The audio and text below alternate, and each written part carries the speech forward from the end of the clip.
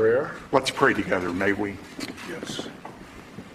Father, your word says, if your people who are called by your name will humble themselves and pray and seek your face, you will forgive their sins and heal their land. Father, I thank you that we have a president, President Donald Trump, who believes in the power of prayer. We thank you for a vice president like Vice President Pence who works alongside of him. And we thank you that the president had the wisdom to call our nation right now for a day of prayer this coming weekend. Father, this is what we need. We pray for healing for our country. We pray for physical healing for those who have suffered the devastation from Hurricane Harvey. Father, be with them, provide for their needs. Help us to be the embodiment of Jesus Christ. If you want to really see something that said, take a look at what happened.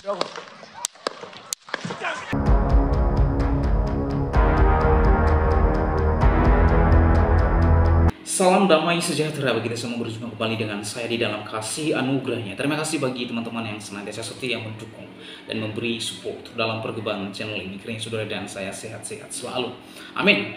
Berita viral yang sangat hangat di media sosial dan di seluruh dunia, di mana mantan Presiden Amerika Serikat yaitu Donald Trump mengalami insiden saat ia kampanye.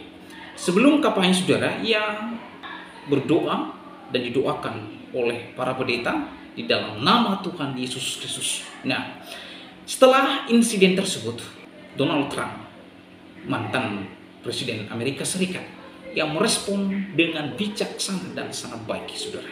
Yang menyatakan, saya tidak seharusnya ada di sini. Saya seharusnya pass away. Untungnya demi Tuhan, saya masih ada di sini. Nah, saudara, ini satu respon dan pernyataan yang sangat mendalam sekali dalam iman yang dia yakini. Ia tidak pernah goyah, tidak pernah guncang oleh terhadap apapun. Oleh sebab itu, saudara, seperti apa cuplikan videonya? Yuk simak videonya sampai selesai supaya saudara dan saya tidak gagal paham. Ini dia videonya yang berikut ini. Prayer. Let's pray together, may we? Yes. Father, your word says, if your people who are called by your name will humble themselves and pray and seek your face, you will forgive their sins and heal their land. Father, I thank you that we have a president, President Donald Trump, who believes in the power of prayer. We thank you for a vice president like Vice President Pence who works alongside of him. And we thank you that the president had the wisdom to call our nation right now for a day of prayer this coming weekend. Father, this is what we need. We pray for healing for our country. We pray for physical healing for those who have suffered the devastation from Hurricane Harvey. Father, be with them, provide for their needs. Help us to be the embodiment of Jesus Christ as we minister to them. But Father, we also want to pray for spiritual healing, emotional healing for our country. This country has been bitterly divided for decades upon decades, and now you have given us a gift, President Donald Trump, who wants to bring healing to this country, and he is bringing healing to this country. And I pray that you would give him and Vice President Pence the wisdom they need to truly make our country the country you want us to be.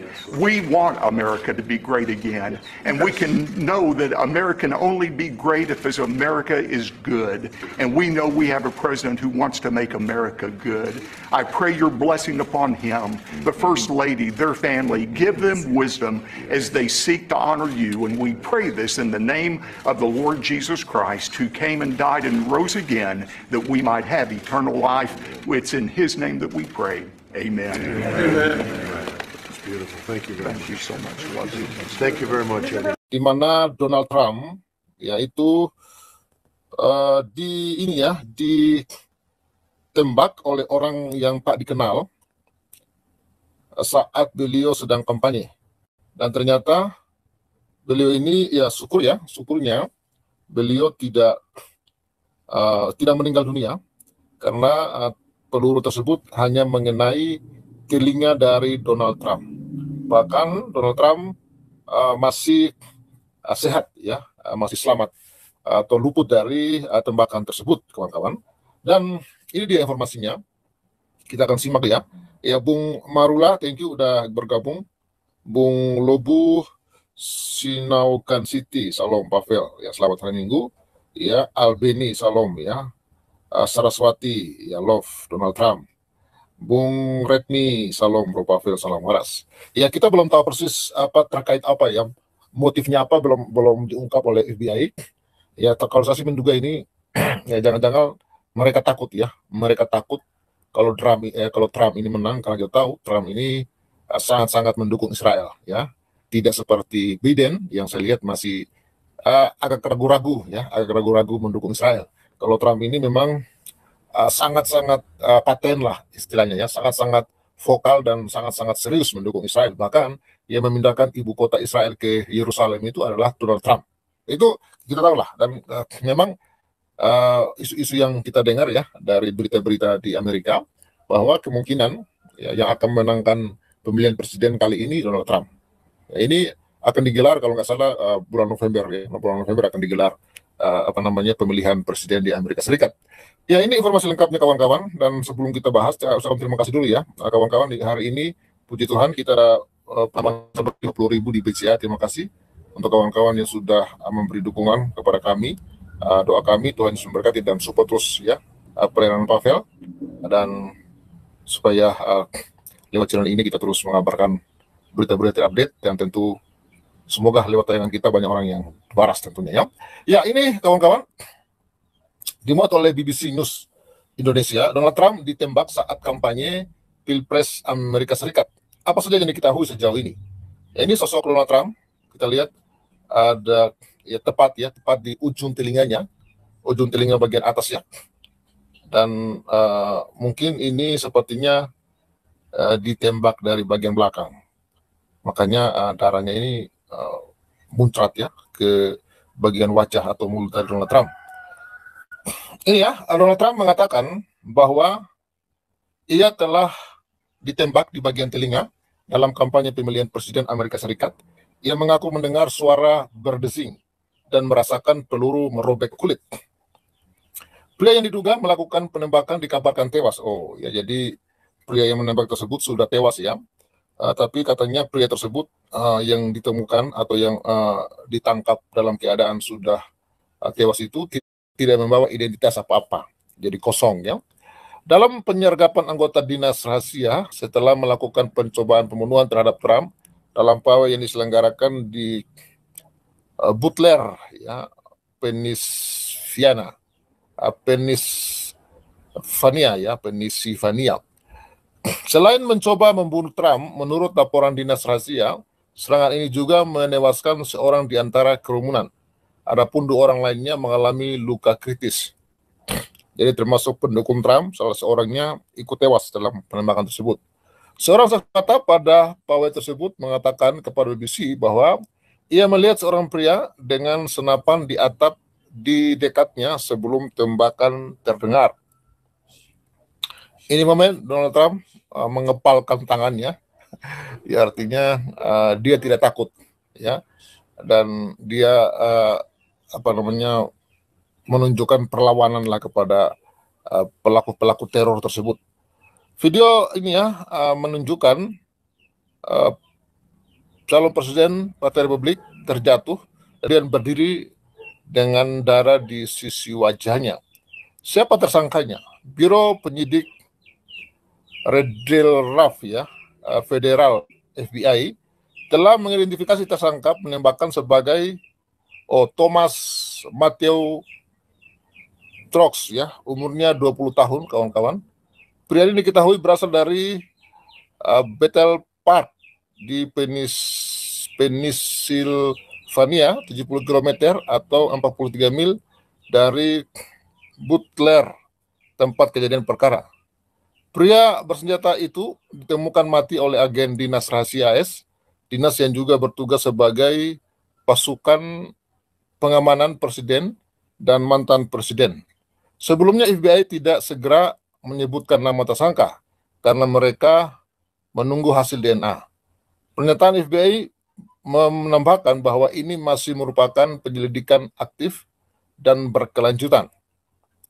FBI juga menyebut insiden penembakan di tengah kerumunan ini sebagai pencobaan pembunuhan. Agen Khusus FBI Kevin Rojek mengatakan, malam ini kami mengalami apa yang kami sebut sebagai percobaan pembunuhan terhadap mantan presiden kita, Donald Trump, katanya. Ini masih merupakan penyelidikan aktif, tambahnya, sambil menunjukkan bahwa mereka memiliki sejumlah agen tempat kejadian untuk menyelidiki insiden tersebut. Sejauh ini FBI mengatakan belum mengetahui motifnya. Jadi motifnya ini belum diketahui persis ya, tapi pelakunya sudah diidentifikasi. Ternyata masih muda ya, masih umur 20 tahun nih kawan-kawan ya. Lalu Trump ini selamat. Dalam insiden ini, mantan Presiden Donald Trump selamat. Dia dilaporkan telah keluar dari sebuah rumah sakit setelah mendapat perawatan. Sebut dua sumber kepada CBS News yang menjadi mitra BBC di Amerika Serikat. Dalam komentar pertamanya, Trump berterima kasih kepada Dinas Rahasia Amerika Serikat dan penegak hukum lainnya atas respon cepat mereka terhadap penembakan yang baru saja terjadi. Yang paling penting saja, saya ingin menyampaikan belasungkawa saya kepada keluarga korban yang terbunuh dalam demonstrasi tersebut dan juga kepada keluarga korban lainnya yang terluka parah, katanya dalam sebuah unggahan. Sungguh luar biasa bahwa tindakan seperti itu dapat terjadi di negara kita. Tidak ada yang diketahui saat ini tentang penembaknya yang sekarang sudah meninggal, tambahnya. Dia mengakhiri postingannya dengan Tuhan memberkati Amerika. Ya, ini kronologinya ya. Bagaimana kronologinya? Sekitar 5 menit dalam kampanye di Butler, Pennsylvania, suara letusan keras terdengar saat mantan Presiden Donald Trump berbicara. Kerumunan orang berteriak merunduk. Sejumlah personil Dinas Rahasia Amerika Serikat mengerumuni mantan presiden itu selama beberapa detik sebelum dia dilarikan keluar panggung dengan darah yang terlihat mengucur di dekat telinga di sisi wajahnya. Trump sempat mengepalkan tinjunya ke udara saat dikawal menuruni tangga panggung dan menuju sebuah mobil SUV. Dinas Rahasia Amerika Serikat mengeluarkan sebuah pernyataan bahwa serangan penembakan sejumlah peluru ke arah panggung dari posisi yang lebih tinggi di luar tempat kampanye. Jaraknya belakangan diketahui 182 meter. Para agen membunuh tersangka di tempat kejadian. Saat kampanye mantan Presiden Trump di Butler, Pennsylvania, pada malam hari tanggal 13 Juli sekitar pukul 18.15 waktu setempat, seorang tersangka penembak melepaskan beberapa tembakan ke arah panggung dari posisi yang lebih tinggi di luar tempat kampanye. Nah teman-teman, itulah dia insiden atau peristiwa yang terjadi ketika mantan Presiden Amerika Serikat yaitu Donald Trump, ketika ia kampanye, ada insiden yang terjadi terhadap dirinya, saudara. Setelah kejadian tersebut, ia merespon sangat bijak dan sungguh sangat luar biasa, saudara. Ia mengatakan, saya tidak seharusnya ada di sini. Seharusnya saya sudah pass away. Untungnya, demi Tuhan, saya masih ada di sini. Nah teman-teman, ini sebuah pernyataan iman yang sungguh sangat luar biasa, di mana Donald Trump mengungkapkan sesuatu hal yang menyejukkan. Ya, Donald Trump tidak gentar dan tidak takut terhadap siapapun, tetapi ia memiliki satu respon yang sungguh bijaksana dan bagi saya sungguh sangat rohani, bahwa tidak semua orang bisa merespon seperti ini jika ia berada di dalam suatu tekanan yang sungguh luar biasa. Tetapi Donald Trump mampu mengungkapkan hal ini. Karena apa? Ia adalah seorang yang cinta Tuhan Yesus Kristus. Nah sekali lagi saudara, pernyataan ini adalah pernyataan iman kepada Yesus Kristus, yaitu pemilik alam semesta ini. Bagi saya, ini sebuah bentuk untuk mendeklarasikan bahwa Tuhan yang disembah oleh Donald Trump, yaitu Yesus Kristus, adalah Tuhan yang berkuasa, Tuhan yang memelihara, Tuhan yang menolong, Tuhan yang membebaskan umatnya dari hal-hal yang tidak diinginkan saudara. Oleh karenanya saya juga mendeklarasikan bahwa Tuhan yang saya sembah itu Yesus Kristus adalah Tuhan yang luar biasa memelihara, Tuhan yang penuh kasih dan kasihnya sangat besar. Sebabnya di dalam Injil Yohanes pasal 3 ayat 16, karena begitu besar kasih Allah akan dunia ini sehingga ia telah mengaruniakan anaknya yang tunggal supaya setiap orang yang percaya kepadanya tidak binasa melainkan beroleh hidup yang kekal. Di dalam Injil Yohanes pasal 14 ayat 6, kata Yesus kepadanya, "Akulah jalan kebenaran dan hidup, tidak ada seorang pun yang datang kepada Bapa kalau tidak melalui aku." Jadi satu-satunya jalan keselamatan di dalam iman kekristenan yaitu Yesus Kristus. Di luar Yesus tidak ada keselamatan. Jadi oleh sebab itu, sekali lagi saya mengundang dan menawarkan kepada saudara bahwa jalan keselamatan satu-satunya hanya ada dan melalui Yesus Kristus. Kisah Para Rasul pasal 4 ayat 12, dan keselamatan tidak ada di dalam siapapun juga selain di dalam Dia. Sebab di bawah kolong langit ini tidak ada nama lain yang diberikan kepada manusia yang olehnya kita dapat diselamatkan. Tidak ada keselamatan di dalam siapapun. Ya, ini satu penegasan yang sangat mengejutkan bahwa di luar Yesus tidak ada jalan keselamatan. Ya. Dan di bawah kolong langit ini tidak ada jalan keselamatan selain di dalam Yesus Kristus. Ya. Dan Filipi 2 ayat 9-11. Itulah sebabnya Allah sangat meninggikan Dia dan mengaruniakan kepadanya nama di atas segala nama, supaya nama Yesus bertekuk segala yang ada di langit, yang ada di atas bumi, dan yang ada di bawah bumi, dan segala lidah mengaku Yesus Kristus adalah Tuhan, bagi kemuliaan Allah Bapa.